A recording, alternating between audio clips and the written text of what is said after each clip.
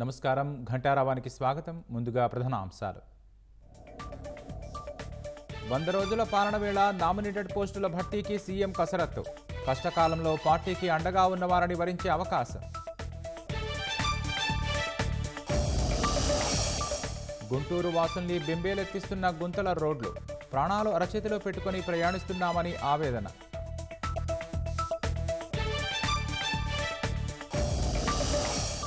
Johnny మాస్టర్ను Hyderabad తీసుకొచ్చిన పోలీసులు. విచారణ తర్వాత కోర్టులో ప్రవేశపెట్టే అవకాశం.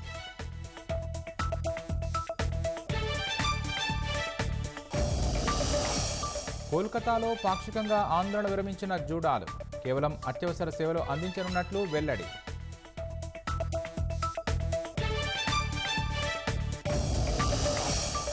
భారత్లో స్థానికంగానే మనీ లాండరింగ్ మూలాలు. ఎఫ్ఏటిఎఫ్ విడుదల చేసిన నివేదికలో వెల్లడి.